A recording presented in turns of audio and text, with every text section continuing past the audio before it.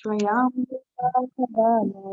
Dagati Swapadantika Vandeham Shri Guru Sridhar Shri Guru Vaishnavamscha Shri Rupam Sagrajatam Sahagana Raghunatambitam Tam Sajivam Sadvaitam Savadutam Parijana Sahitam Krishna Chaitanya Devam Shri Radha Krishna Padam Sahagana Lalita Shri Vishakam He Krishna Karuna Sindhu Dinabandhu Jagat Gopesha Gopika Kanta Radha Kanta Namostute Tapta Kanchana Gaurangi Radhe Vrindavaneshwari Vishnu Sute Devi Pranamami Hari Priye Vanchakalpatarubhyascha Kripa Sindhubhya eva cha Patitanam Pavanebhyo Vaishnavebhyo Namo Namaha Jai Shri Krishna Chaitanya Prabhu Nityananda Shri Advaita Gadadhara Shivasadi Gauravakta Hare Krishna, Krishna Krishna, Hare Hare, Hare Rama, Rama Rama, Hare Hare. Hare Krishna. Thank you very much, Soni Mataji. Hare Krishna, Prabhuji, Dandavat Pranam. We are reading the Srimad Bhagavatam, Prabhuji, and we are on Canto 1, Chapter 2, which is called The Divinity and the Divine Service. And Prabhuji, the text for today is text 33. Hare Krishna. Hare Krishna. So we can speak the invocation mantra. Narayan Namaskrityam Naram Chaiva Narutamam Devim Saraswatim Vyasam Tato Jayamudiriyeta Nashtaprayeshu Bhadreshu Nityam Bhagavata Sevya Bhagavate Utam Shloke Bhakti Bhakti Nashtaki Om Namo Bhagavate Vasudevaya Om Namo Bhagavate Vasudevaya Om Namo Bhagavate Vasudevaya. Hare Krishna to all, to everyone. We are in the Srimad Bhagavatam. Remember that Srimad Bhagavatam is not different from Krishna. And first two cantos are the lotus feet of Krishna. So we are on the first canto, chapter 2, Divinity and Divine Service, verse number 33. Aso gano guna mayir bhavir bhutta shukshme indriyatmanabhi Swanirmiteshu nirvishto bhukte bhuteshu tatguna. Translation. The supersoul enters into the bodies of the created beings who are influenced by the modes of material nature and causes them to enjoy the effects of these modes by the subtle mind. You can read the purport, Mataji. Purport by Srila Prabhupada. Srila Prabhupada ki Jai. There are 8,400,000 species of living beings, beginning from the highest intellectual being, Brahma, down to the insignificant ant, and all of them are enjoying the material world according to the desire of the subtle mind and the gross material body. The gross material body is based on the conditions of the subtle mind, and the senses are created according to the desire of the living beings. The Lord, as Paramatma, helps the living being to get material happiness because the living being is helpless in all respects in obtaining what he desires. He proposes and the Lord disposes. In other sense, the living beings are parts and parcels of the Lord. They are therefore one with the Lord. In the Bhagavad Gita, the living beings in all varieties of bodies have been claimed by the Lord as his sons. the sufferings and enjoyment of the sons are indirectly the suffering and enjoyments of the Father. Still, the Father is not in the way affected directly by the suffering and enjoyment of the sons. He is so kind that he constantly remains with the living being as Paramatma and always tries to convert the living being towards the real happiness. Hare Krishna.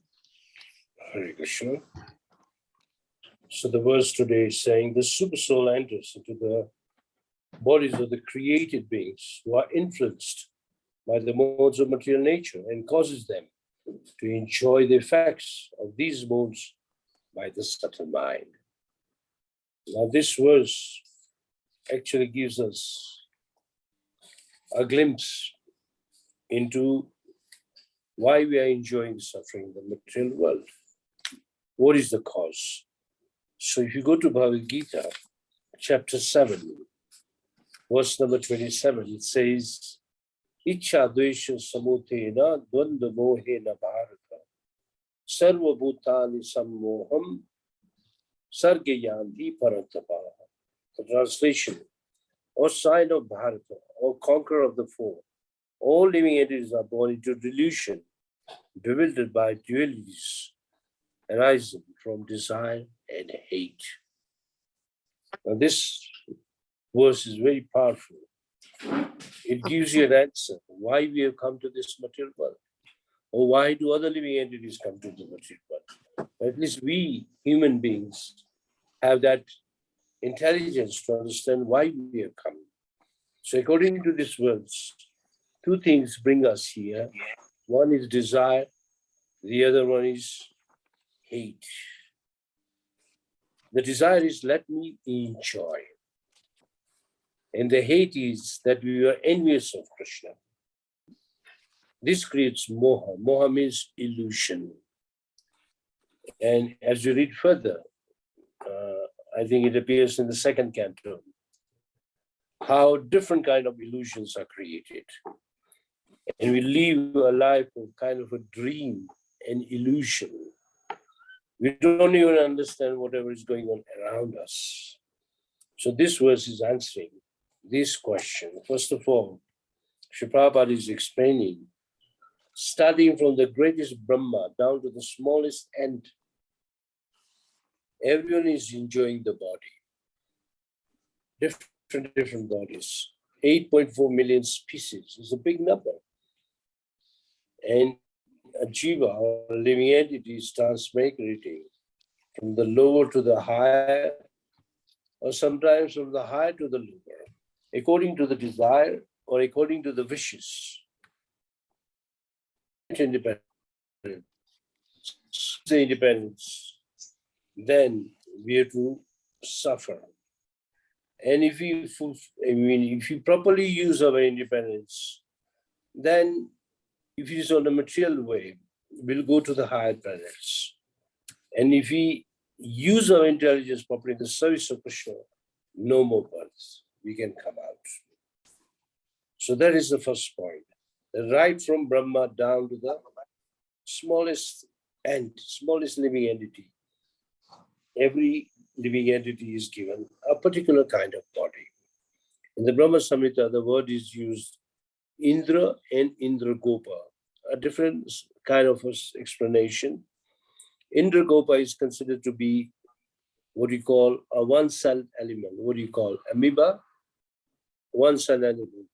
And Indra is the king of the heavens. All of them are illusioned, are put into illusion, and they enjoy a particular kind of body and their subtle mind. Now, our mind is always picking up sense objects, trying to enjoy something and something. And due to this, we find that we take body again and again. Now, in Bhagavad Gita, it is explained that how the new body is also dependent on our subtle mind and senses.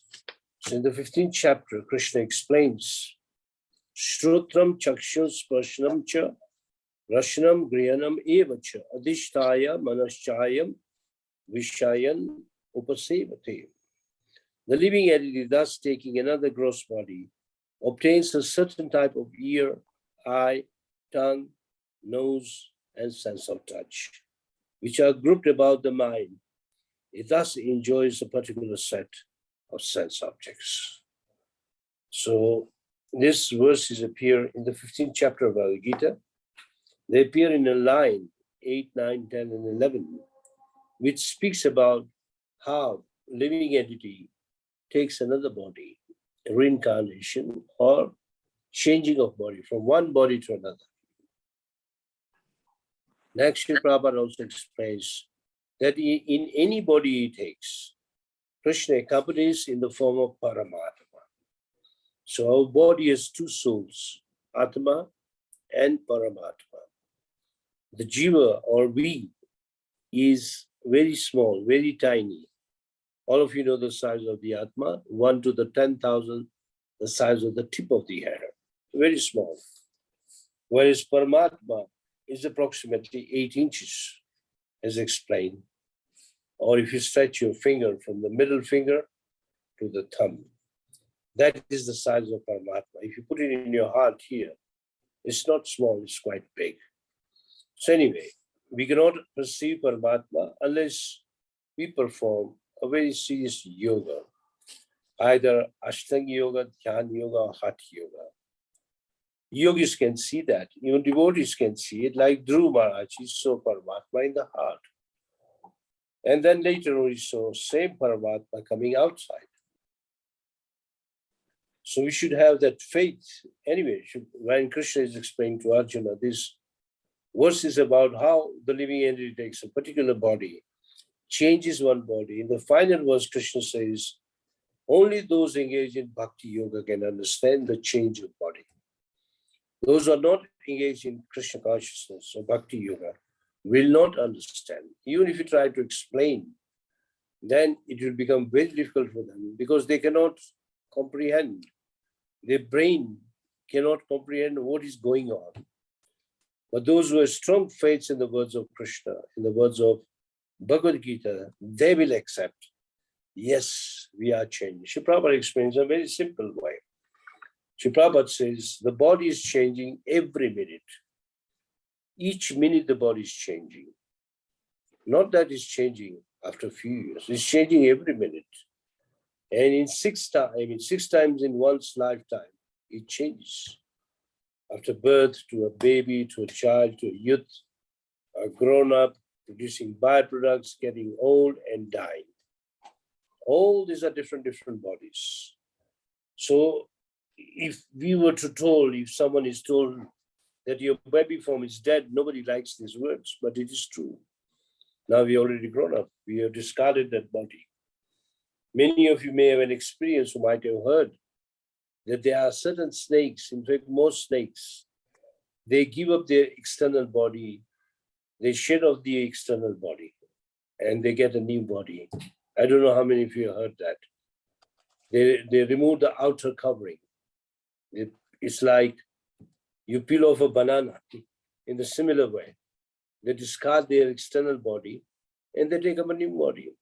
In the similar way, within our body, 6 times, the cells of each cell in our body is replaced in one's lifetime. So it's not a theory, it's scientific. Today, even many doctors agree that yes, the body is producing so many cells, and what is happening, new cells are replaced. Even if you study your feet, the heel of your feet, you'll find the dead cells coming out daily. And you'll find if you scrap them, and if you happen to collect them, it may become a big pile at the end of your life. And it's a fact. All these are dead cells. That is a proof. Now, important thing is of Paramatma is, after sitting in the heart, he's trying to tell you to come, to go to Krishna. But our desires are so strong that we want to enjoy a certain way of life, grouped about particular kind of senses.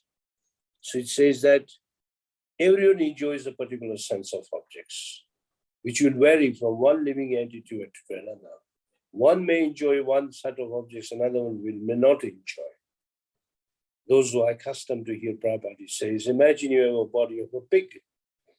A pig will only eat what is dirty and what is smelling. Same thing, if a human being is given, he will not eat because the taste is different. For the pig, those sense objects are his favorite. And for us, they maybe will put our nose closed and stay away from it. So every living entity enjoys a particular set of body. And all of you know the story of Indra, how Indra did not respect his guru, and how he came down and became a pig. And he was enjoying his family, his new family. When Brahma came to collect him, he said, oh, just look at my wife, look at my children. I'm enjoying, look at my nice food. Brahma said, this is all disgusting. Give this up and come back. And he didn't want to come. So when you attain a particular body, you enjoy those objects and you not give them up because you know that this is my choice. So everyone may not speak it openly, but we all have a different taste. We all enjoy certain things in our life, all grouped about just certain mind. And Paramatma is watching you and is fulfilling your desires. Even to enjoy, unless the Paramatma does not give you a go ahead, you cannot enjoy. So Paramatma is trying to fulfill all the desires of living entities so that the time comes when you become disgusted with these material desires and you become ready or prepare yourself to go back home, back to Godhead. And that is why Sri Prabhupada says that if you have the opportunity to come out, then don't stay here. Go away. Go back to Krishna. That's where you're supposed to live eternally. So anyway, we are one and different from Krishna. We are one qualitatively. Krishna is also a spiritual being, and we are also spiritual. And yet we are different because we are too tiny. And Krishna is not just big, but he is the maintainer, creator, maintainer, and giver of consciousness to all the living entities. The famous words Prabhupada quotes many times. Nitya Nityanam Chetnas Chetananam Eka Bahunam Vidadate Kaman. That Krishna is one eternal among all eternals. Krishna is one individual among all individuals. So this is oneness and difference from Krishna. And we are his. We all belong to Krishna. Krishna has declared this many times, especially in two verses.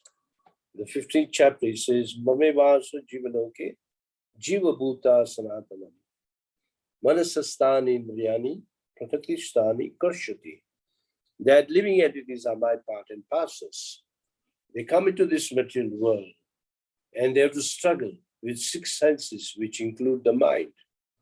It means 5 working senses, 6 is the mind. Once we come into this material world, it's nothing but a struggle. You have to struggle so much. And you'll find all this struggle stops if you look towards Krishna. There's a nice painting given in your Bhagavad Gita. Maybe in the copy you're holding, or maybe in another copy, you find 2 birds on the same tree. There's a painting of a tree, and 2 birds are there. One bird is enjoying the fruit. The other one is simply witnessing. So that painting actually teaches us, or Bhagavad Gita teaches you, that the one who is enjoying the fruits is the jiva. The one who is witnessing the scene of how you are enjoying or suffering is the Paramatma. Krishna in the form of Paramatma. So 2 birds on the same tree. So this body is also considered to be a tree, where we either suffer or we enjoy. But Krishna tries the best to remove us. He says, come out, you suffered enough, or you enjoyed enough. Just like sometimes a father is holding the hand of a child and he passes by a toy shop, the shop window, and the child will say, I want that one, I want that toy. And the father, if he can afford, he may buy it for him. If he can't afford, he says, no, we'll come next time. But the child will cry and cry. In the similar way, we are also similar to that child. The father is saying, this is not good for you. This is not right for you. We cannot afford this, but we are so adamant that we want to enjoy. So due to this childish mentality, we are given this body again and again, either enjoyment or suffering. But really speaking, it is suffering, not enjoyment. Once you understand spiritual happiness, you'll find that all that we are doing in the material world is nothing but suffering. Because any enjoyment that is given in the material world has a beginning and an end. So we can't call it an enjoyment. Whereas in spiritual world or in spiritual life, anything that is a beginning, it is endless. It is eternal. So spiritual happiness is the real happiness, which one should seek for. Lord Rishabh in the 5th canto, in his teachings, in the opening verse, he says, Nayam deha deho bhajan nirloke. Those who attain the human form of life should not misuse it like the animals that eat stew, but should control the senses by performing tapasya, austerities, and gain a higher happiness, which is already inside. You find that there is Krishna Bhakti in all of us. Many of you may argue, what about the non-devotees? Even they have Krishna Bhakti. It's that nobody has told them where it is. I don't know how many of you heard the story of Sarvagya Brahmin. I don't know if you have heard. How many of you heard the story? Sarvagya Brahmin. It comes in the Chaitanya Charitamrita. And also Sri Prabhupada has given this story in the summary of the Chaitanya Charitamrita. The book is called Teachings of Lord Chaitanya. And that chapter is called Wise Man. If you go to the story, I'll give you a simple explanation. And once there was a very poor man, and he went to an astrologer to ask him that when will his suffering stop? And the astrologer happened to be a devotee. At the same time, he was an astrologer. His name was Sarvagya. Sarvagya means one who knows everything. Sarva Agya, one who has knowledge of everything. So when he looked at this poor man, he told the poor man that actually a lot of wealth in your house, but it is hidden, which you don't know. And the man became very happy. He was about to leave. He says, wait, if it is hidden in your house, it's buried in the ground, but if you dig it in the wrong side or the wrong place, you will suffer. So he goes direction by direction.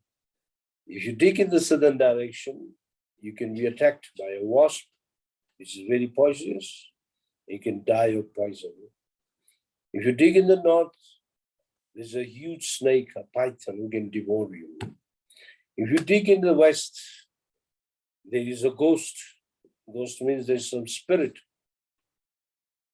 Then you can become haunted. And if you dig in the east, then there is a full treasure.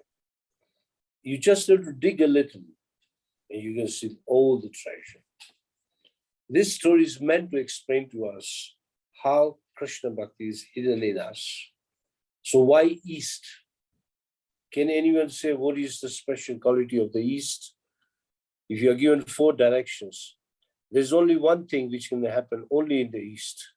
Can anyone? Sunrise. The sunrise. Sunrise. Yeah, sunrise is only East, not in other 3 directions. So there the famous verse comes, Krishna Surya Sama Maya Hayadaka, Jaha Krishna Tahanai Maya Adhika. If you just dig a little, Prabhupada says, how is that digging done?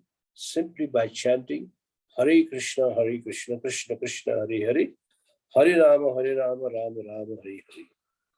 You find that throughout Prabhupada's life and Srila Prabhupada's teaching, this thing is emphasized again and again and again.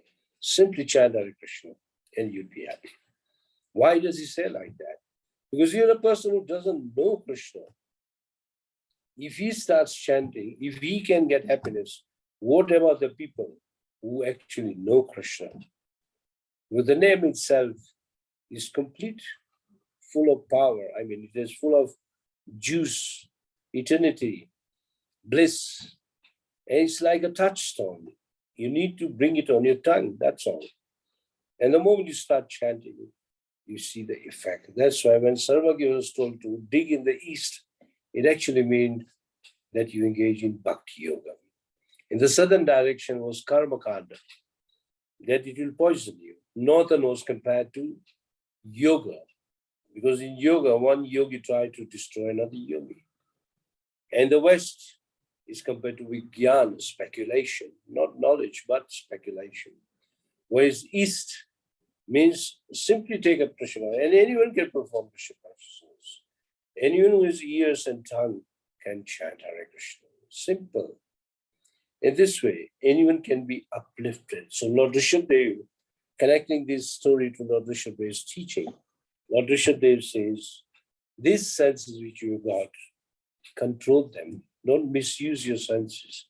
Use them properly.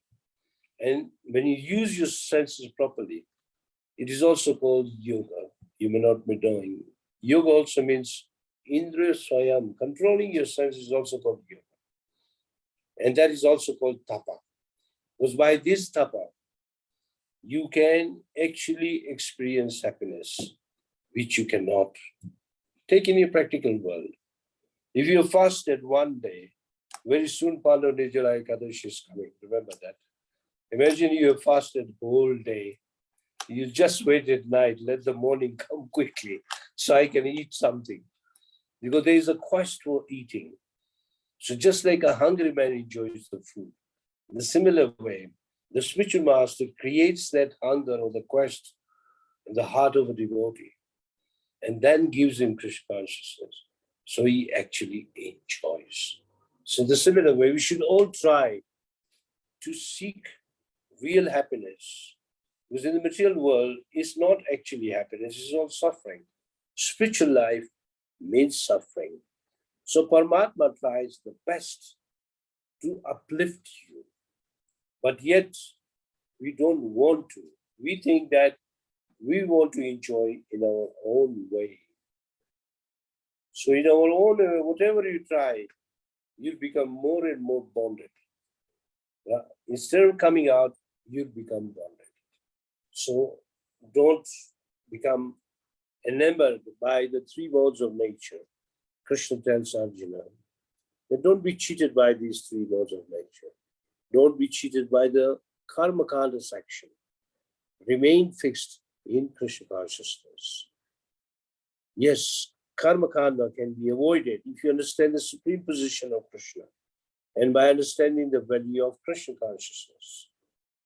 Krishna even tells in the 9th chapter of Bhagavad Gita that those who don't have faith in Krishna consciousness, in bhakti, cannot come out of the cycle of birth and death. Krishna could have said, those who don't have faith in me. He didn't say like that. In that particular verse, Krishna says, those who don't have faith in this process of bhakti cannot come out of the cycle of birth and death. So if you want to come out of the cycle of birth and death, which actually means perpetual suffering, enjoyment, suffering, enjoyment, suffering, enjoyment, bring a stop to it, cut it off by, accepting this nectarian process of Krishna consciousness, and you can easily come out. It's not difficult. At the most, you may waste one lifetime, but not the next lifetime. Sometimes you may become very serious, and you take up chanting very nicely, you take up bhakti very nicely, and maybe due to worldly mindedness or due to maybe some other problem, you may give it up. And Krishna will help you revive it again. And in the next birth, again you start. But Srila Prabhupada says, don't do it. Come out. If you got this chance to practice, don't give it up. It is not easy. Even in the Vedas, it says the path of spiritual life is difficult. It is difficult because it needs a lot of tolerance, a lot of mind control. It means a lot of sense control. But the result or the final goal is certain. You will achieve without a doubt. Some may go a bit slow, some may go faster, but ultimately everyone will reach it. So in either case, whether you are slow or you are fast, it doesn't matter. If you have a strong faith, faith increases by regular hearing. If you hear from devotees who themselves are practicing, then you make a good progress. And you go further and further and further. And you can come out of this cycle of birth and that. So it's very important that we understand this verse, which in summary it says that the super soul enters into the bodies of created beings who are influenced by the modes of material nature, causes them to enjoy the effects of these modes by the subtle mind. So, 3 modes of nature are very nicely explained in the 14th chapter of Bhagavad Gita in detail. And as our subtle mind is concerned, Krishna has already said in the 6th chapter that if you are able to control your mind will become best of your friends. And if you cannot control your mind will remain your greatest enemy. Now the choice is yours, that you are supposed to fight with 2. Your subtle mind and your 3 modes of nature. Krishna has already said that to fight with the 3 modes of nature is very difficult. But if you surrender to Krishna, it's very easy. And if you want to fight with your subtle mind, then according to Bhagavatam and according to Bhagavad Gita, if you can make friends with your mind and take your mind towards self-realization, your mind will become your friend. And even if you find it difficult, then the Bhagavatam says, don't listen to your mind. Listen to your conscience, but don't listen to your mind. So that doesn't mean that we are fanatic or we are like too stubborn. No, we have to be strict. Just like the parents, when they become strict, especially when the child is doing mischief, then the child gets good discipline. If the parents don't care, then the child will become a spoiled child. And later on, to control the child will be very, very difficult. Prabhupada gives a story. There was a couple and who didn't have children. So they adopted a son.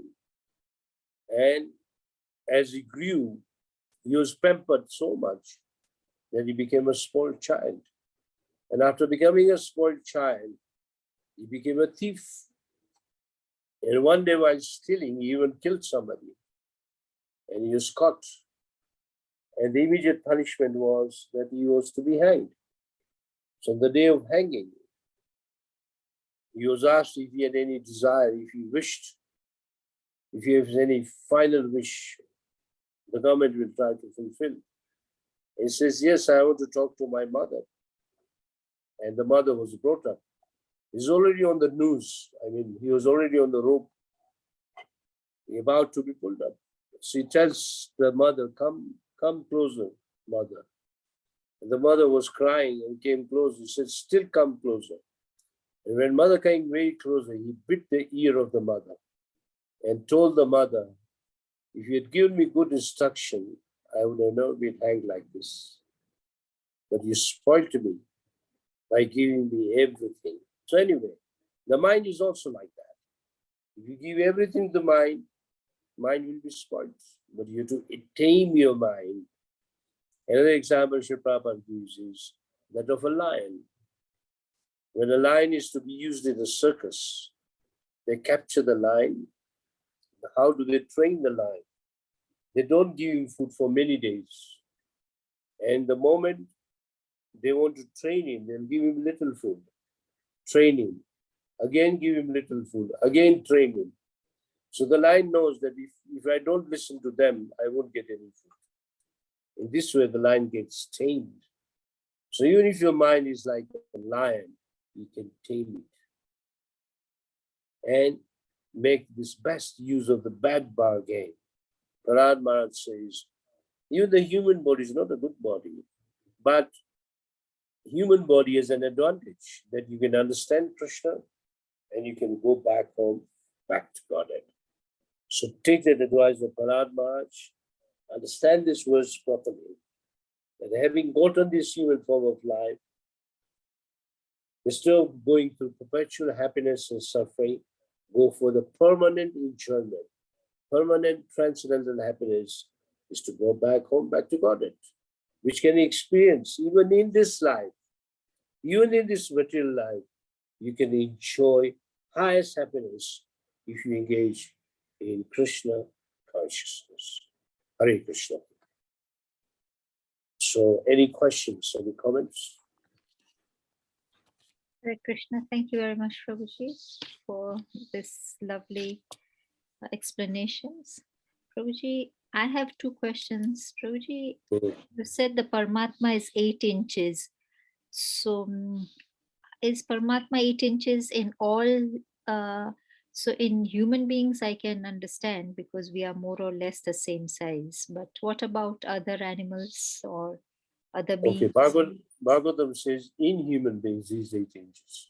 So in other beings, the size will vary. Maybe bigger, smaller, but according to the verse of Bhagavatam, it says that if you stretch your middle finger and the thumb, that is the size of Paramatma in your heart. It's quite big. And Prabhuji, I have another question. So how can we distinguish that it is the mind or Maya? What is the difference? A very good question. It's very difficult whether it is mind or Maya. It needs a good experience, first of all. Whether it's the mind speaking or is it the Maya speaking. For example, if the mind is attracted to a certain sense object, that attraction is always the mind. And Maya means something extraordinary. That is Maya, illusion, which may take over you. You will not know how how Maya works. There are two ways Maya works. Either it will cover you and make you a fool out of you, or it will throw you far away that you will not realize what happened. For example, you sit in a cinema, or these days people sit in the movie, at home even. 3 hours or 2 to 3 hours just pass away. You're already covered by the 3 modes of nature.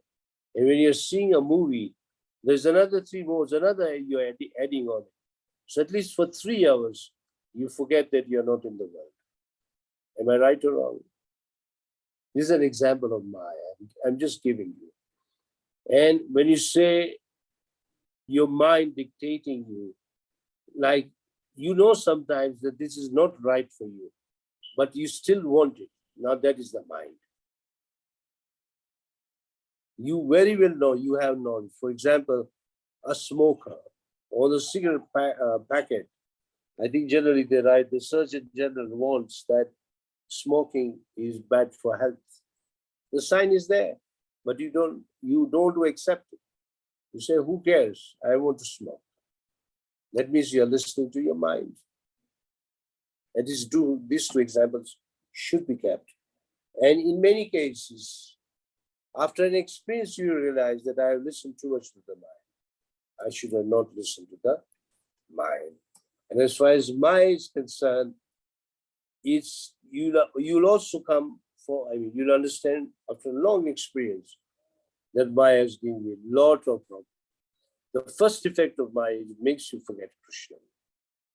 The more you come closer to Krishna, even she competes with you and tries to make you forget Krishna. So to become a devotee, you have to declare a war against Maya. You have to fight against Maya. The biggest Maya control or the influence of Maya is early morning. When you want to wake up, the Maya says sleep. And you have to fight.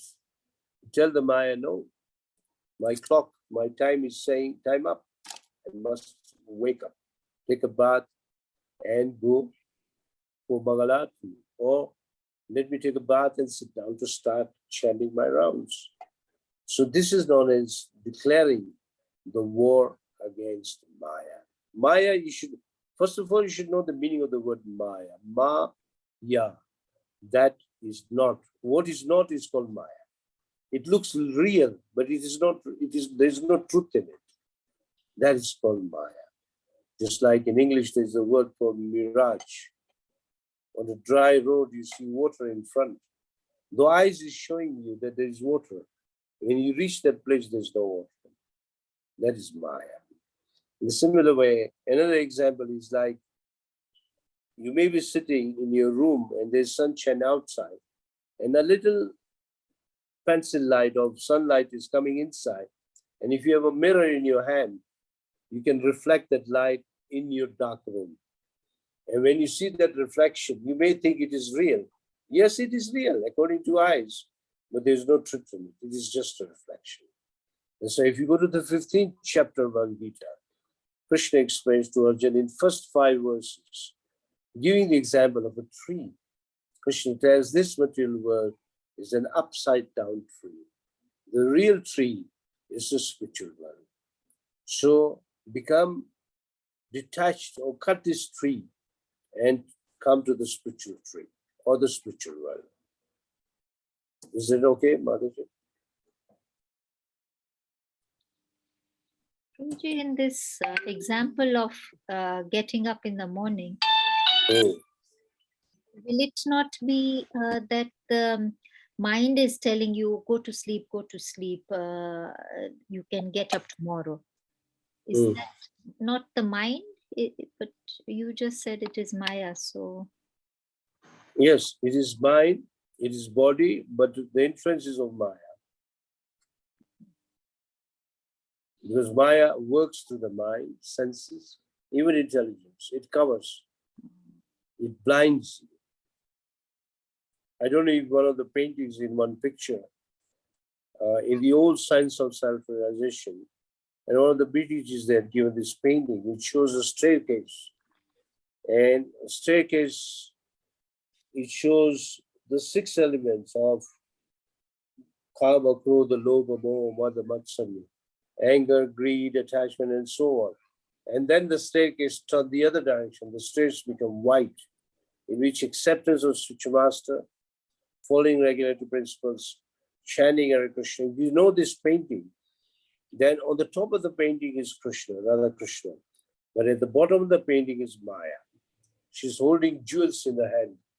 She says, enjoy me. So you have to choose whether you want to enjoy her or you want to go to Krishna. So again, the question comes is desire, which is the main subject of this particular purport. It is your desire which is going to decide where you want to go or where will you end up. That's why I quoted this words of Bhagavad Gita. Ichha dvesha samutena danda mohena bharata. What creates moha, illusion, is ichha and dvesha. Ichha means material desires or to enjoy separately from Krishna. And dvesha means to actually become enemies of Krishna. 2 reasons that create moha. Thank you, Prabhuji. Are there any other questions or comments? Kindly unmute and ask. Yes, Hare Krishna. Prabhuji, do we know where the mind is situated? I've never come across this in any readings I've done so far. Okay, mind is here, in your heart, where the soul is, very close to the soul. Okay, and another question, Prabhuji. This person who bit his mother's ear off, was it the mother's fault or was it the person's karma? Well, it is karma also, and it is fault of mother. But the example is to teach you the mother's fault. Because the duty of a mother or a father, I mean the parents, is to discipline the child properly, see that they don't go haywire in their life. They follow the certain path, which is for their own good. You may have heard this Chanakya Pandit saying, he says, fondle your child from 0 to 5. From 6th year to 16th year, discipline your child properly. And after 16, become friendly to a child. Now, this is an old age, I mean, a very, very old prescription given by Chanakya Pandit. And Chanakya Pandit speaks from Shastras, but a straight quotation meant how to train our children. You find that many of our parents, you and I have seen my side, they spoil their children. They say, oh, I'll get you anything, provided you pass. But that is not the way. To make sure whether your child is passing or failing, at least he should be well disciplined. These days, many parents don't care for discipline. And later on, they become spoiled. Is it okay, Mataji? Yes, thank you very much, Prabhuji. Yeah. Any more questions or comments? Hare Krishna, Prabhu. Avinash Prabhu, Hare Krishna. Hare Krishna. Thank you for a very nice class. I just wanted to understand this more about the very last sentence of Prabhupada's purport, where is the very last line actually about always tries to convert the living beings towards real happiness. I was just wondering, when if Lord is always trying to convert the living beings towards real happiness, wouldn't there be, everyone should be, like acceptable to real happiness, when some people are not? Okay. Now here the Lord actually means Paramatma. Krishna as Paramatma wants everyone to take up real happiness, which is Krishna consciousness. Now if you go to Chaitanya Charitamrita, right in the beginning, Krishna Das Prabhuji says that a spiritual master is the Paramatma in front of you, and Krishna inside you is Paramatma. I don't know if you have heard these words before. Krishna in the heart is Paramatma. Krishna outside is your spiritual master. So when you accept your spiritual master, he tells you the same thing. Go for the real happiness. Now, there's a very simple story to explain this. I might have told you this story. If you heard it, I'll hear it for the second time. Once Narad Muni asked Krishna the same question, that you want to give happiness to everyone, then why everyone is not ready to come to you? Krishna says, I want everyone to come to me, but nobody wants to come to me. So Narad Muni said, why? He said, that I don't know. He said, what about pure Brahmins? Even Brahmins don't come. The sages don't want to come. Krishna says, okay, bring a few of them. Narad said, I'll bring at least one of them. So he went to a brahmachari. Brahmachari means a boy, a Brahmin's son, who was brought up as a brahmachari. And Narad Muni appears in front of the brahmachari and tells the brahmachari, you're so pure. Let's go to Krishna. And the brahmachari says, yes, I am pure, but wait a few days. He said, why? He said, my father is look for a beautiful girl for me. So he wants me to marry. So Narad said, okay, so when do you want me to come and collect? He said, you may come after 5 years. So at that time, the boy was already married. He had a good wife. He said, now you already have a wife, let's go. He said, now, my wife is expecting. So he said, Narada Muni said, now what's the next? He said, come now after 10 years. In this way, each time he has a reason. In the same way, we all have that reason. I want to enjoy this. I want to enjoy that. I want to enjoy that. And we have thousands of desires to fulfill. But when that desire to go back home, the spiritual master gives us, we don't want to take it up. Avinash, you understand the meaning? Yes, Prabhu. Yeah, so it's the desire which is letting people down. Actually. Yes. That's what it is. Yeah. That's why in the beginning of the class, I quoted this verse of Bhagavad Gita. Ichcha dvesha samuttena sarge jati, dvanda mohena bharata. That it is our ichcha. Ichcha, if the ichcha is there, it should be with Krishna. But ichcha without Krishna is dangerous. And that's why Paramatma says, don't forget me. In all your ichcha, in your happiness, suffering, keep me with you. We don't want to keep him. We want to do it separately. We say, let me enjoy separately. I'll give you a practical example. I think you also chant, I know you for at least for some time. You are also a chanter of Hare Krishna. Tell me, when you're chanting Hare Krishna, don't desires come in your heart, even while you're chanting? They do. What do you do at that time? You stop chanting? No, I keep on chanting. I try to say, just listen to the words, listen to the words. Just don't let the desire come into my mind. That is called wisdom. Even while chanting, those desires will come. It's not that it will not come, but you don't pay up what you call attention towards them. You don't give much importance to them. You give importance to hearing the holy name. So during chanting, if you can conquer that, whatever the rest of the day and the rest of the life, it is possible. And if we can give it up, then we can actually experience real happiness. Is it okay, Avinash Prabhu? Yeah, thank you, Prabhu. Thank you. Hare Krishna. Anyway, important thing to learn is that even in our devotional service, these things will give us an interruption. Ichha and even dvesh. Dvesh means sometimes you don't feel like doing, not knowing that Krishna is always your well-wisher. He gives you difficult times sometimes. It's all meant to mold you towards Krishna. So don't give up Krishna consciousness. Don't give up that path of remembering. Chanting means to remember Krishna. Remember that. When you're chanting, you are remembering Krishna. And sometimes you have to force your mind to remember Krishna. And sometimes the mind becomes too mischievous. So you have to tell the mind, okay, enough. Think of Krishna.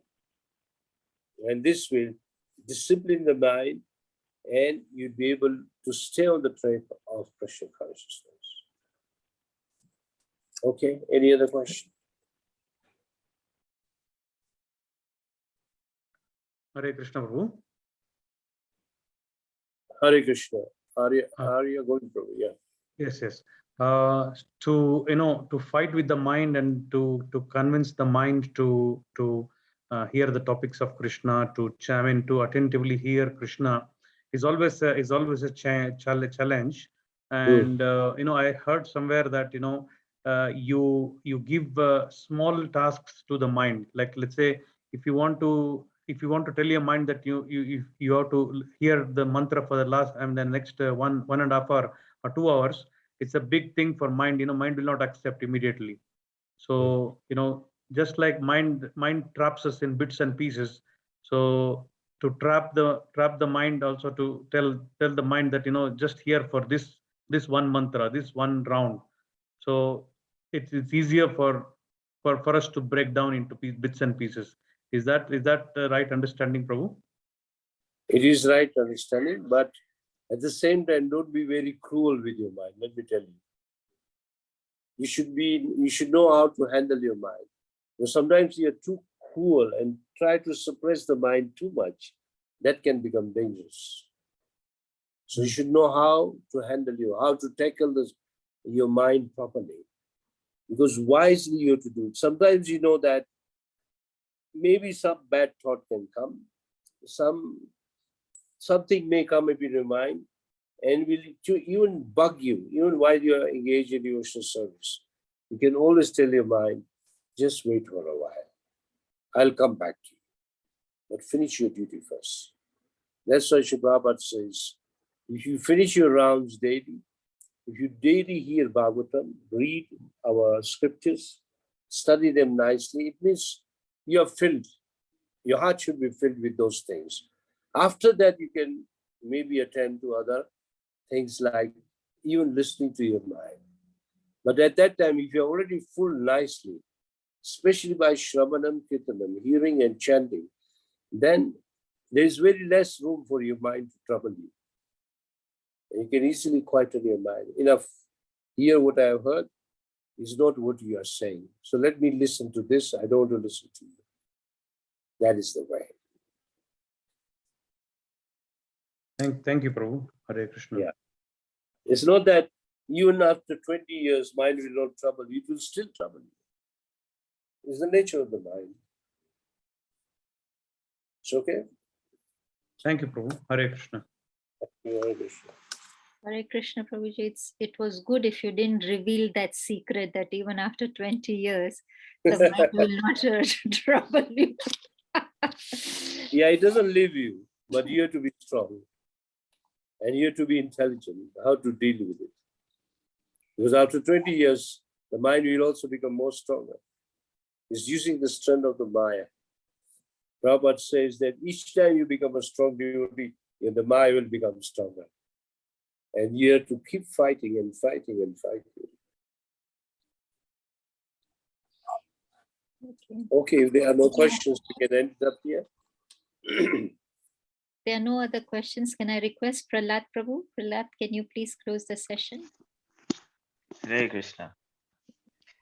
First, I would like to thank His Grace Rukma Das Prabhu for giving us this wonderful Bhagavatam class. And I would also like to thank the assembled devotees for making it a very interactive session by asking questions to Rukma Prabhu.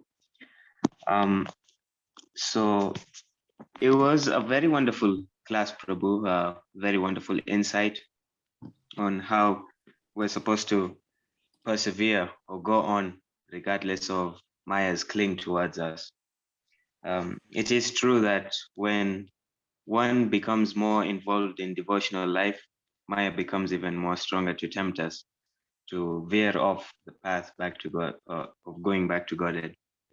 So on behalf of ISKCON Eldoret, we would like to thank you for giving us this wonderful class by chanting the Hare Krishna Maha Mantra once. So I would like to kindly request the assembled devotees to please unmute yourselves and let's chant the Hare Krishna Maha Mantra once for His Grace Rukma Das Prabhu. Hare Krishna, Hare Krishna, Krishna Krishna, Hare Hare Rama, Rama, Rama Hare Rama, Hare Hare. Rama Rama Hare Hare. Hare. Kalpatarubhya kripa sindhubhya Nam pavanebhyo Vaishnavebhyo Namo Vaishnavebhyo Namo Namaha. Srila Prabhupada ki, Jai. His Grace Rukma Das Prabhu ki, Jai. Jai. Jai Gaur Premanande. Hari Hare Bol. Hare Bol.